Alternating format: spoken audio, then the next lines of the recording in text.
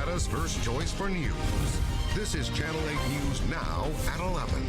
Good evening and thanks for being with us tonight. The man accused of beating and suffocating his wife over the weekend is believed to have a history of violence. The death of junior high school teacher Mary Beth Franta is shedding light on domestic violence as disturbing new details emerge about the crime and the couple's rocky past. 8 News Now is live. Aaron Drawhorn is at the Clark County Detention Center. Aaron.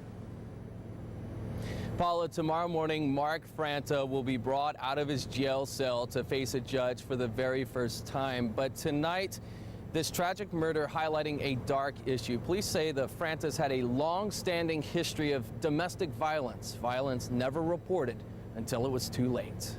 Mary Beth Franta was always smiling, whether it was her faculty picture taken at Mulaski Junior High School or her love for the precious things in life.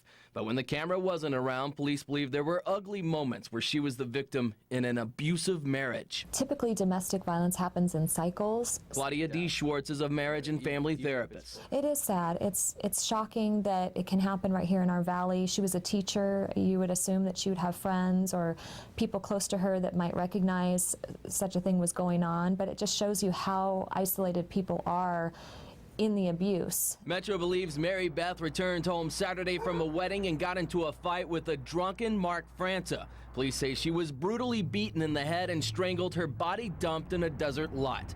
Detectives say store surveillance video shows a man resembling Franta leaving in her SUV. He did not deny or confirm he was there, but he did tell police his drinking caused problems in his life and his marriage. Any kind of substance abuse, the two make a terrible combination. Metro Homicide Lieutenant Lou Roberts says Mary Beth's love of horseback riding may have been a way for her to hide her abuse. Going back to the domestic violence, some of the signs and symptoms were explained away basically by, she was an avid lover of horses, riding horses, things like that. That's sometimes a way for them to isolate they don't want to tell anyone. They don't want anyone to know what's going on, so they'll use whatever excuse they can to rationalize why the abuse is occurring. Police hope this tragedy will cause more victims to report abuse to stop the cycle before it turns deadly.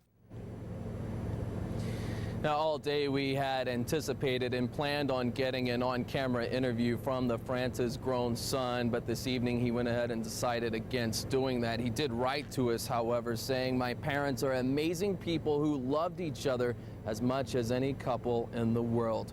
Mary Beth Franta's viewing begins tomorrow afternoon. Mark Franta will face a judge tomorrow morning, 7:30. We are live downtown Las Vegas tonight. Aaron Drawhorn, 8 News Now.